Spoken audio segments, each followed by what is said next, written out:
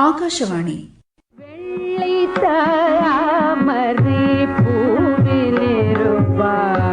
தமிழ்ச்சொல் மாலை.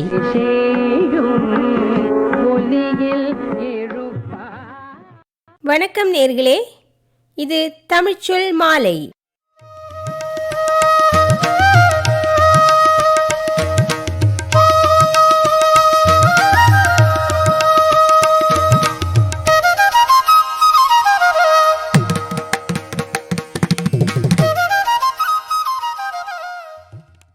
இலக்கியம் சுவைக்கப்பட வேண்டியது.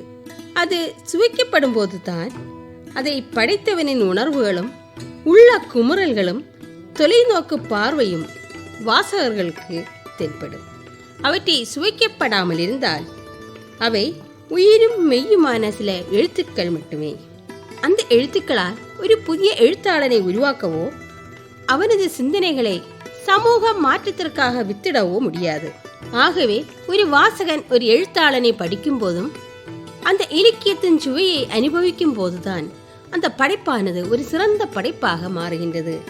இன்றைய தமிழ்ச்சொல் மாலை நிகழ்ச்சியில் முதலாவதாக நேயர்கள் கேட்க இருப்பது தமிழ் கவிஞர் பாரதிதாசன் அவர்களின் இலக்கிய சுவையை உணர்ந்த ஒரு வாசகர் திரு என் மோகனதாஸ் அவர்கள் எழுதி வழங்கும் முறை என்னை கவர்ந்த பாவேந்தர்.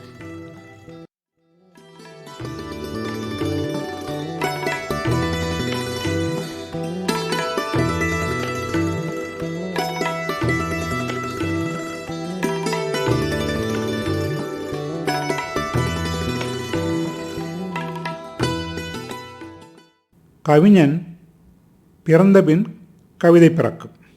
கவிஞன் மறையினும் கவிதை உலாவும். அங்கனம் உலாவுகின்ற கவிதைகள்தான் வருகின்ற இளைய தலைமுறையினருக்கும் உபயோகி தரும் வகையில் காலங்கள் பற்பல கடந்தும் நம் முன் இருக்கும். தெள்ளிய தேனின் நறுமணத்தோடும் சுவையோடும் பவனி வருகின்ற கவிதைகள் அக்கால தமிழர் வாழ்க்கை பற்றியும் செந்தமிழ் வளத்தை பற்றியும் நமக்கு அறிவை தருகின்றன. தொல்காப்பியம் மூலம் தொல்காப்பியர் காலத்து இலக்கிய இலக்கண வரலாற்றினையும் சங்ககால நூற்களான 8 தொகை 10 பாட்டு நூற்களால் அக்கால இலக்கிய புலமையையும் நாம் நன்கு அறிந்து கொள்ள முடிகிறது. எதனால் தமிழ் இலக்கியத்தின் இலட்சிய வீரர்களான தொல்காப்பியர், திருவள்ளுவர், ஔவையார் மற்றும் எண்ணற்ற தமிழ் புலவர்கள் விட்டு சென்ற அழியா எழுத்தோவியங்களால் தான். தற்கால தமிழ் இலக்கியத்தின் புத்தெழுச்சி உணர்வினை ராமலிங்க அடிகள், மகாகவி சுப்பிரமணிய பாரதியார், கவிமணி தேசிக விநாயகம் பிள்ளை, பாவேந்தர் பாரதிதாசன் முதலியோர் வரைந்த எழுத்து ஓவியங்களினால் காண இயலுகிறது. தமிழ் மொழிக்கு அழியாத உயிரும் ஒளியும் இயலுமாறு கவிதைகள் புனைந்து கவிதை உலகில் முழுமதி என திகழும் புரட்சி கவிஞர் பாவேந்தர் பாரதிதாசனே எந்தன் உள்ளங்கவர் கவிஞர். இன்றைய இளைஞர்கள் நாளைய சரித்திர நாயகர்கள் என சான்றோர் மொழிவர். அத்தகைய சரித்திர வீரர்கள் உருவாக அதற்குரிய அடிப்படை இன்றே அவர்களிடம் அமைய வேண்டும். நாட்கள் உதிரும்போது உடல் வளரும், ஆனால் உள்ளம் வளமும் வலிமையுடைய உள்ளம் அமைய சான்றோர்களின் உள்ள கிடங்கிலிருந்து வெளிவரும் செறிந்த கருத்துக்கள் தேவை. 5 ஆண்டு பருவமுடைய சிறுவர் சிறுமியர் முதல் பல்கலைக்கழக மாணாக்கர் வரைக்கும் உள்ள எவரும் பாடி பரவசமடையவும் சிந்தனையை வளர்த்து கொள்ளவும் தூண்டுகின்ற ஆழ்ந்த கருத்துக்களை சின்ன சிறு நிகழ்ச்சிகளால் எடுத்து எம்பும் கவிஞரின் கவிதை பண்பே என்னை அவர்வால் கவர்ந்து இழுத்தது.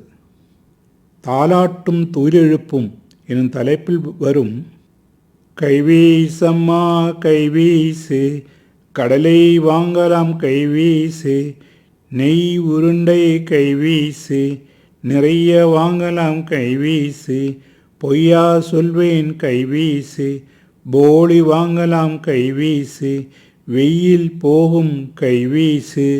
வெளியில் போகலாம் கைவீசு. இப்பாடல் காணப்படும் எளிமை, இனிமை வேறெங்கும் காண்பது அரிது.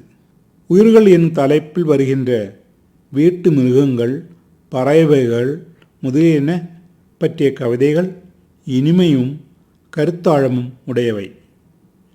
இளைஞர்கள் நலன் கருதி அவர்தம் தகுதிக்கேற்ப எளிமையான நடையில் அன்றாட வாழ்க்கையில் நடைபெறும் சில காட்சிகளால் ஆழ்ந்த கருத்தினை எடுத்து எம்பும் தன்மையும் கடினமான சொற்றொடர்களுக்கு பொருள் விளக்கிச் சொல்லும் பாணியும் பாரதிதாசனை மற்ற ஏனைய கவிஞர்களின் வரிசையில் முன் நிற்க வைக்கின்றன. அத்தன்மையை இளைஞர் இலக்கியத்தில் காணலாம். இளைஞர் இலக்கியத்தின் முன்னுரையில் பாரதிதாசன் கூறும் கூற்றுக்கள் இங்கு கவனிப்பதற்குரியன. பிழை சொல்லின்றி மாணவர் பாட்டு கற்க வேண்டும். ஒவ்வொரு பாட்டாலும் மாணவர் இரண்டோர் அருஞ்சொல்களேனும் அறிந்து கொள்ளாராயின் பாட்டினால் ஏற்படும் பயன்தான் என்ன என்று வினவி நிற்கின்றார். நல்ல குடும்பம் ஓர் பல்கலைக்கழகம். ஆம், குடும்ப முன்னேற்றமே நாட்டின் முன்னேற்றம். தாலாட்டு கேட்டு வளர்ந்து இளைஞனாகி கல்லூரி மாணவனாகி பல்கலைக்கழகத்தை விட்டு வெளியேறும் மாணாக்கர் அலுவல் ஒன்றில் அமர்ந்த பின் புகுவது குடும்பம் எனும் பல்கலைக்கழகத்தில். இல்லறவியிலே பயிலும் பாடமும் மக்களை நன்னறில் வளர்த்தல் பாடப்பயிற்சி என நினைக்கும்போது பாவேந்தரின் குடும்ப விளக்கு என் மனக்கண் முன் மலர்வதை உணர்கின்றேன். ஒரு நாள் நிகழ்ச்சியில் குடும்பத் தலைவன் தலைவரிடம் அமைய வேண்டிய பண்புகளை எடுத்து எம்புவதை காணலாம். குடும்பம் எனில் அதில் துலங்கிட வேண்டிய விருந்தோம்பல் பண்பினை அத்தலைப்பிலேயே விளக்கியிருப்பதையும், திருமணம், மக்கட்பேறு முதலிய தலைப்புகளில் மக்களின் காதல் தன்மையையும் எண்ணங்களையும் எழிலுடன் செப்புவதை காண்கையில் உள்ளம் பெருவகை கொள்கின்றது. 1891 சித்திரை திங்களில் புதுவையிலே தோன்றிய கனக சுப்புரத்தினம் இளமையிலேயே முத்தமிழ் மன்னராக விளங்குவதற்குரிய அறிகுறிகள் காணப்பட்டவராய் திகழ்ந்தார்.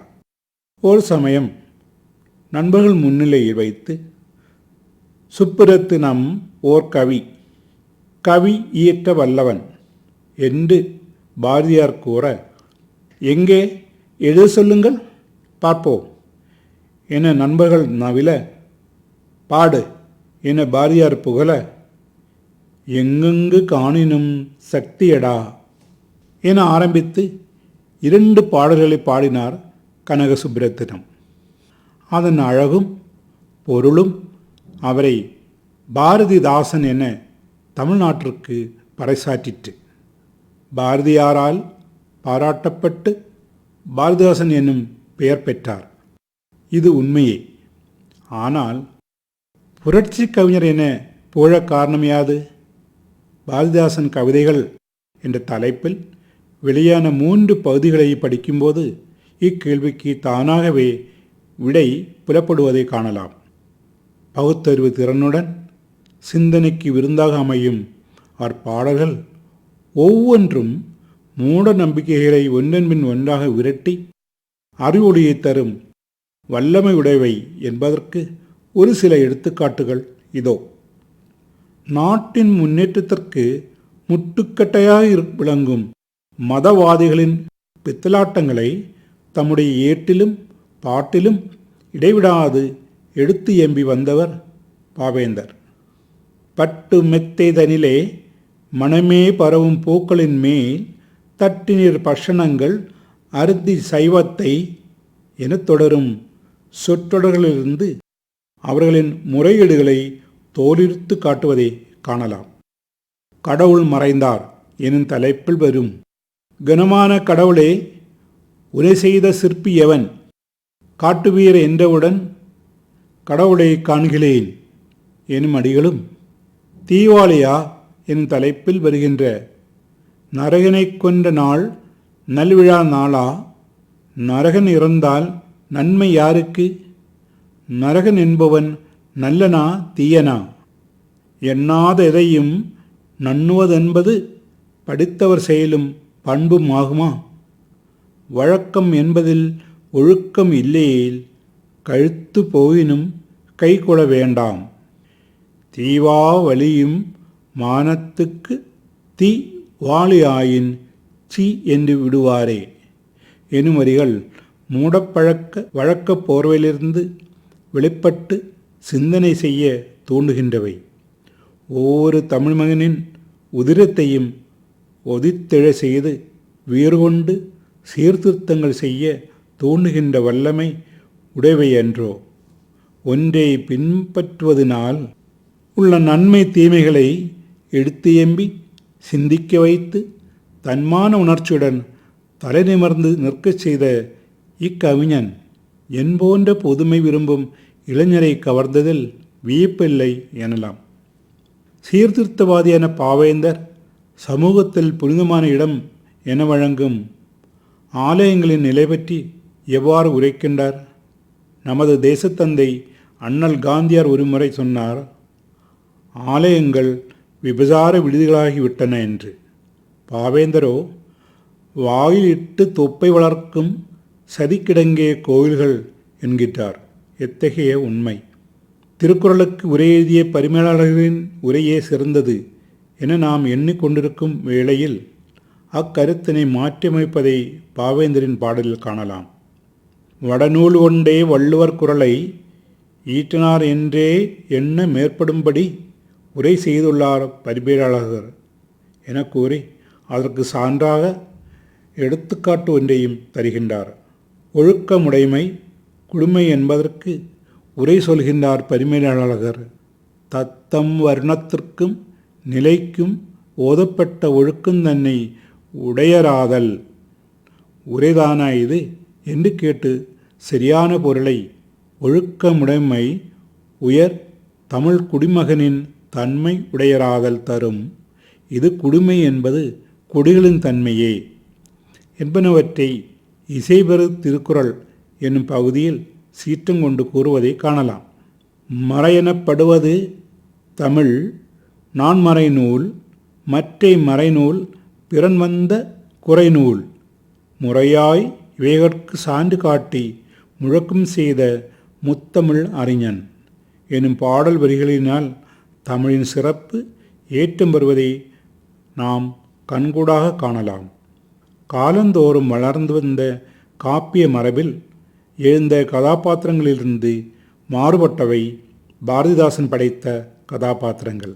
அவருடைய கதாபாத்திரங்கள் கற்பனை ஊற்று அன்று, உண்மையும் கற்பனை அழகும் கலந்தவை. அவை உயிரும் உணர்வும் உடையனாயிருப்பினும் குறைபாடே இல்லாத குணக்குண்டுகளாக அமைந்ததில்லை. இவை பாரதிதாசன் ஒரு இலக்கிய கலைஞனும் கவிஞனும் ஆவான் என்பதற்கு சான்றாக விளங்குகின்றன. பாரதிதாசனின் ஆழ்ந்த அறிவும் தமிழின்பால் கொண்ட பற்றும் பிழையினை எடுத்துக்காட்டும் இயல்பும் தன்மான உணர்வும் ஏனைய நற்குணங்களும் சேர்ந்து பாரதிக்கு தாசனாகிய பாவேந்தனுக்கு என்னையும் தாசனாக்கிவிட்டன.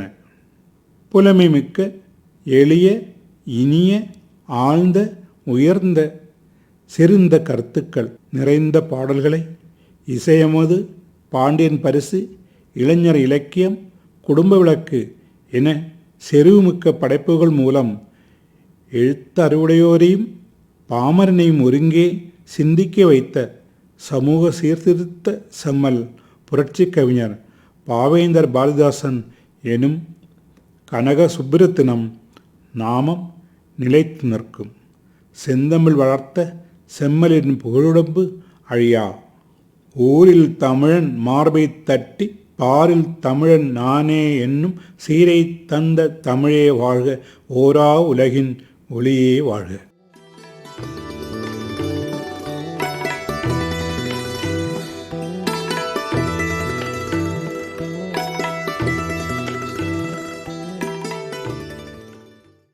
நிகழ்ச்சியில் இதுவரை நேயர்கள் கேட்டது திரு என் மோகனதாஸ் அவர்கள் எழுதி வழங்கிய உரை என்னை கவர்ந்த பாவேந்தர்.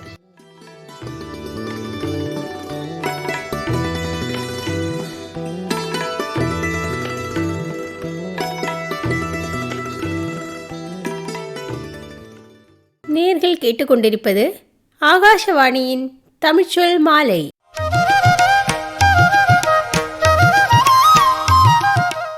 இன்றைய தமிழ்ச்சொல் மாலை நிகழ்ச்சியில் தொடர்ந்து நேயர்கள் கேட்க இருப்பது திருமதி கே வசந்தா அவர்கள் எழுதிய சிறுகதை மது எனும் மாயை.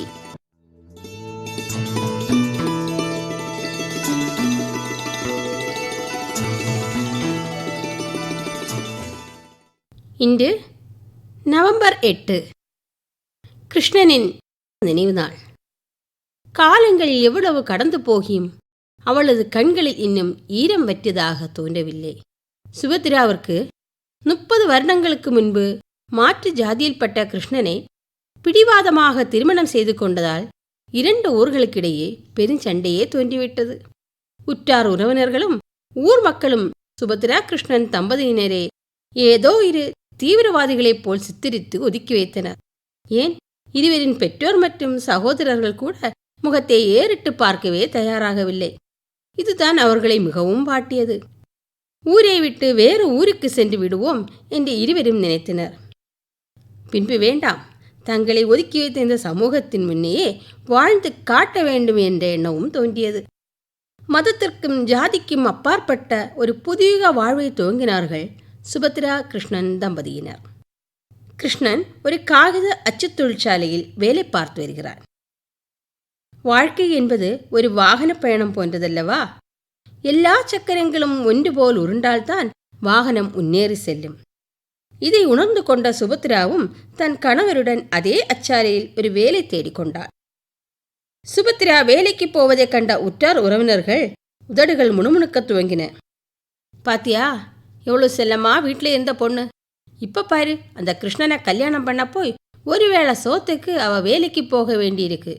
இது என்ன நியாயமா என்று சிலர் கிருஷ்ணனிடம் நேரடியாகவே வினா எழுப்பினர். என்ன கிருஷ்ணா, பொண்டாட்டி எப்படி வேலைக்கு அனுப்புறியே, உனக்கு நியாயமா இருக்கா என்றும். இதில் என்ன தப்பு?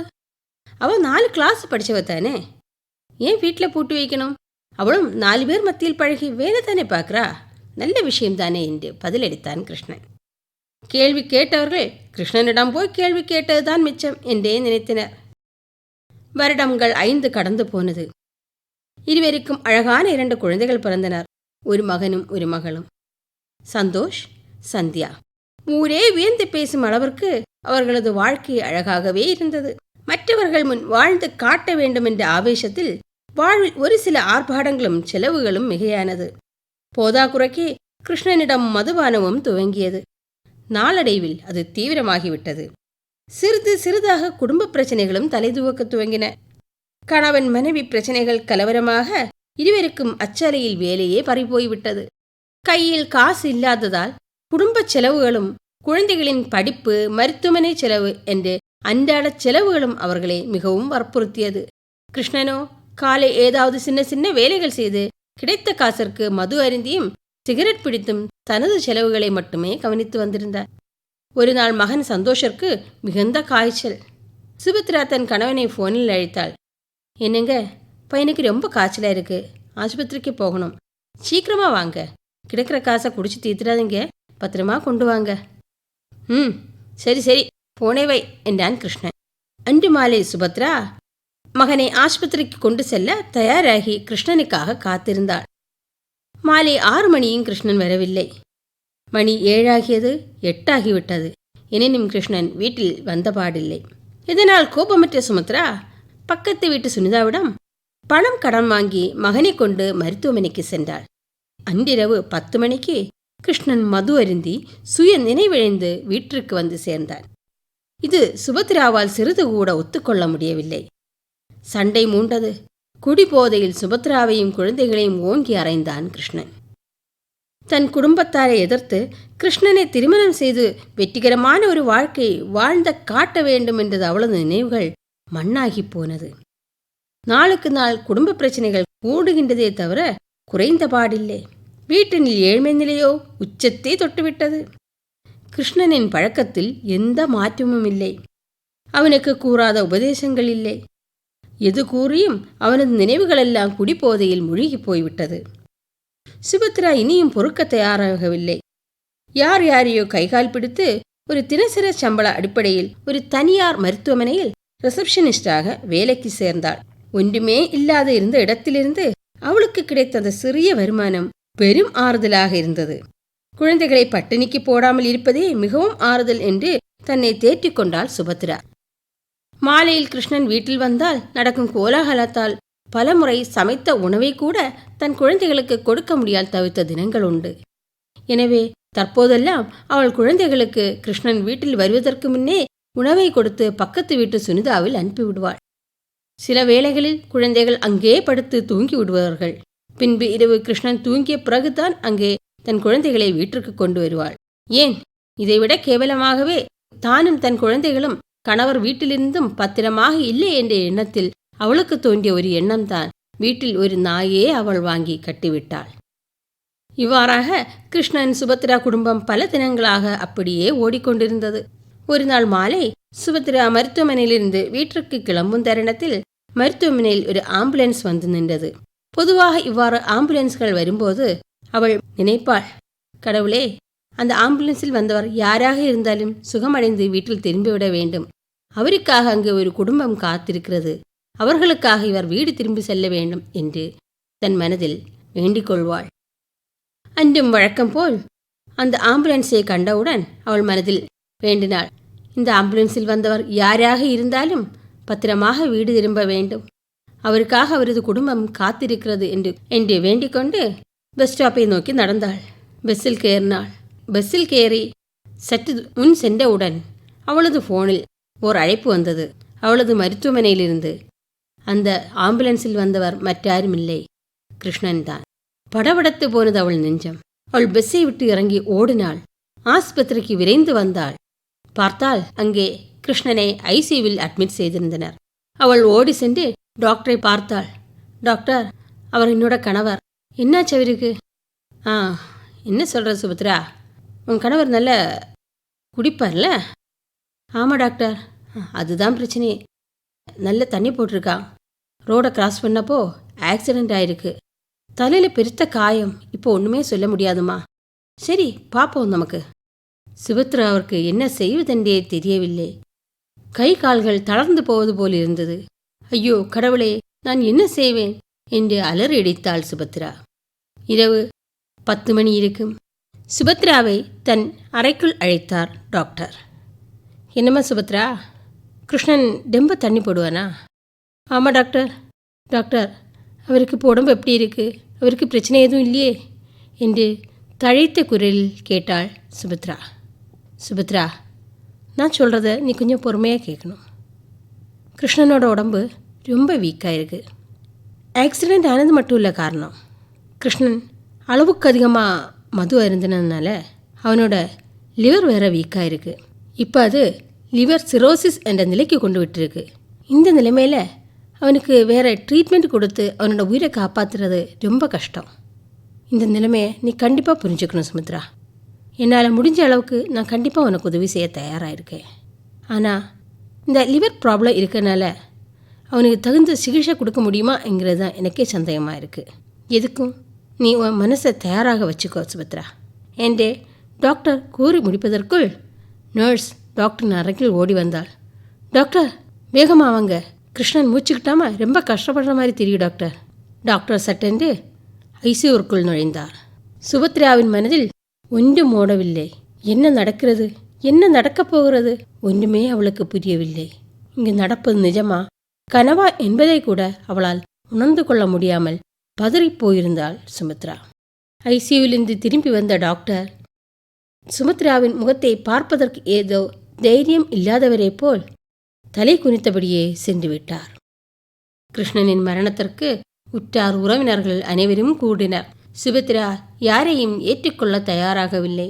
தனக்கு வந்த விதியை தானே அனுபவித்து முடிக்க வேண்டும் என்று அவள் தீர்மானித்தாள்.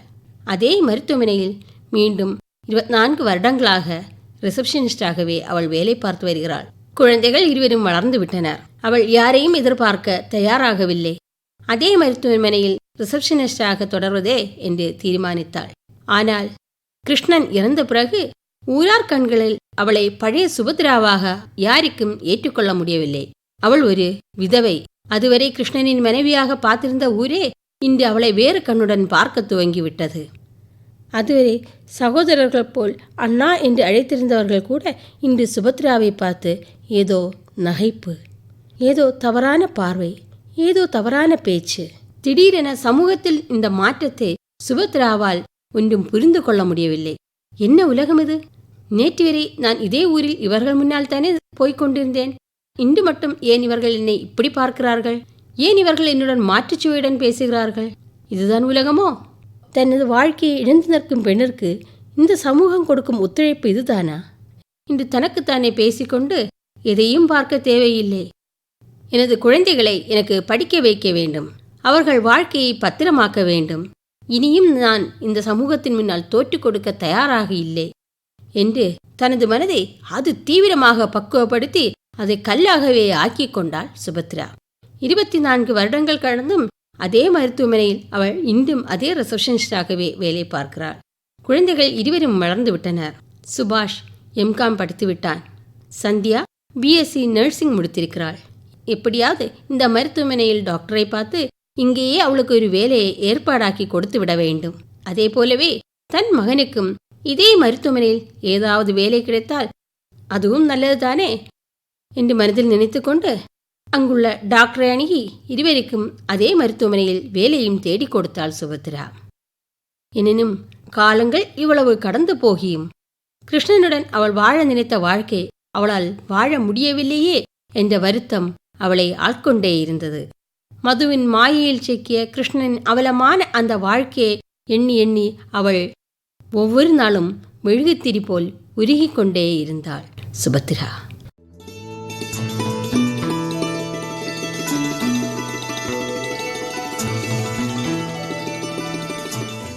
நிகழ்ச்சியில் இதுவரை நேயர்கள் கேட்டது திருமதி கே வசந்தா அவர்கள் எழுதிய சிறுகதை மது எனும் மாயை. வழங்கியவர் டாக்டர் என் சங்கீதா. நிகழ்ச்சியில் இதுவரை நேயர்கள் கேட்டுக்கொண்டிருந்தது ஆகாஷவாணி திருவனந்தபுரம் நிலையத்திலிருந்து ஒலிபரப்பான தமிழ்ச்சொல் மாலை.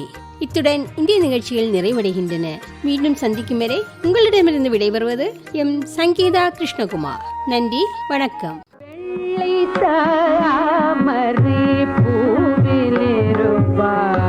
தமிழ்ச்சொல் மாலை. ஒலியில்